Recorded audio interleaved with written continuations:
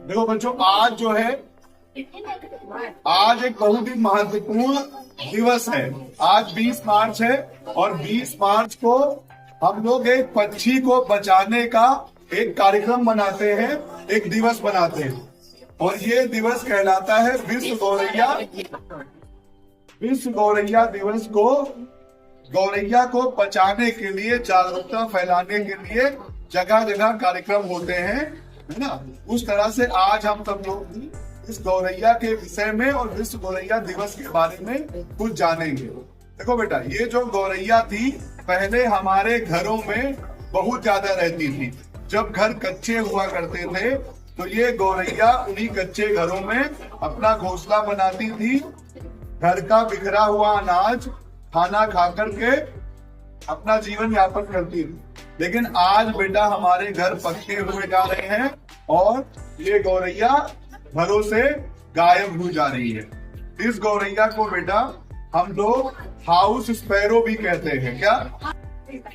क्योंकि ये हमारे घरों में पाई जाती है, इसलिए इसका नाम हाउस स्पैरो है। हाउस स्पैरो है। बेटा गौरैया का एक वैज्ञानिक नाम भी है, इसको पैसर डोमेस्टिकस कहते हैं। क्या कहते हैं? हम लोग गौरैया कहते हैं, कोई और कुछ कहता है, कोई स्पैरो कहता है। एक नाम बेटा इसका ऐसा है जो पूरी दुनिया में एक है, वो है वैज्ञानिक नाम पैसर डोमेस्टिकस। बेटा गौरैया की संख्या दिन ब दिन कम होती जा रही है, इसीलिए इसको विलुप्त प्राय प्राणी कहा जाता है। यानी ऐसा प्राणी जो विलुप्त होने की कगार पर है। अगर इसको बचाया नहीं गया तो एक दिन ऐसा आएगा कि सारी गौरैया पृथ्वी से खत्म हो जाएंगी। तो आज हम सब लोग यही जानेंगे कि गौरैया को बचाना है और कैसे बचाना है। देखो बेटा, विश्व गौरैया दिवस 20 मार्च को मनाने की शुरुआत सन 2010 से हुई। कब से? सन 2010 से। और एक संस्था थी बेटा, उसका नाम था नेचर फॉरएवर सोसाइटी। बोलो, नेचर फॉरएवर सोसाइटी ने 20 मार्च को गौरैया दिवस मनाने की शुरुआत के लिए प्रयास किए और आज पूरा विश्व बेटा इसको बना रहा है। और इसी में एक पर्यावरणविद है बेटा, जिनका नाम था मोहम्मद दिलावर। महाराष्ट्र में नासिक है, वहां के ये थे और इन्होंने बेटा विश्व गौरैया दिवस मनाने की शुरुआत के बारे में प्रयास किए थे। बेटा विश्व गौरैया दिवस 2025 में हर साल बेटा एक ही नारा दिया जाता है और इस बार का नारा है कि विश्व के नन्हे प्राणियों को। अब तुम लोग ये बताओ, ये जानो कि गौरैया का लाभ क्या है। देखो बेटा, गौरैया के दो बहुत बड़े बड़े लाभ हैं। एक तो ये कि गौरैया बेटा हानिकारक कीटों को खा लेती है। क्या? हानिकारक कीटों को खा लेती है, यानी एक प्राकृतिक कीट अच्छी है। और वो कीट अगर बच जाए तो वो मनुष्य के चीजों को नुकसान पहुंचाते हैं, इसलिए फायदा देती नहीं देती है। और दूसरी बात बेटा, ये बीजों को फैलाती है, बीजों का परागण कराती है, इसलिए पौधे दूर दूर तक अपने जातियां फैला लेते हैं। और बेटा जैव विविधता के लिए ये बहुत ज्यादा महत्वपूर्ण है।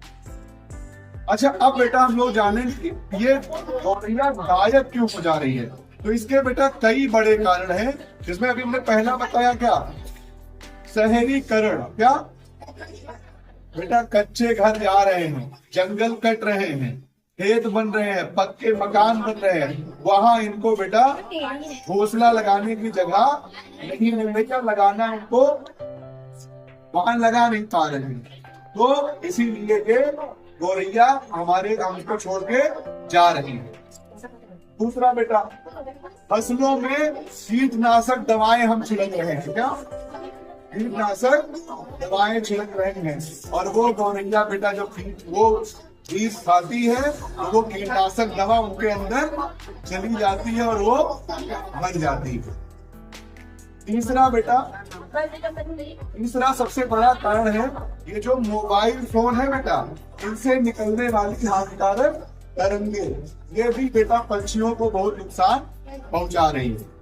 बेटा गौरैया बचे गौरैया को लोग महत्व दे, इसके लिए देश में 2 राज्यों में, जैसे अभी हम तुमसे पूछे कि तुम्हारे उत्तर प्रदेश का राजकीय पक्षी कौन सा है, क्या है, पारस या कांच है। ऐसे ही 2 राज्य है बेटा, एक राज्य बिहार और एक आंध्र प्रदेश दिल्ली, जहां का राजकीय पक्षी बनाया गया है इसे, ताकि लोग इसको बचाएं, इसको मारे ना।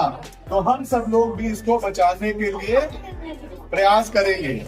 और तुम लोग बेटा इसको बचाने के लिए प्रयास क्या कर सकते हो, चिड़िया बेटा आज भी ये है आपके घरों में, तो अपने छतों पर है ना मिट्टी के पात्र में पानी रख दो, थोड़े बहुत दाने डाल दिया करो, ताकि ये आए उसको चुगे और तुम्हारे घर के आसपास रहे। 2, 4, 10 दानों में इनका दिन पार हो सकता है ना। तो आओ हम सब लोग एक नारा लगाएं कि आज के बाद हम लोग गौरैया को बचाने का प्रयास करेंगे। चलो हमारे साथ बोलोगे सभी लोग, गौरैया बचाओ, गौरैया बचाओ, गौरैया बचाओ, save the sparrow, save the sparrow, save the sparrow. Sparrow को बचाना है, इसको करेंगे।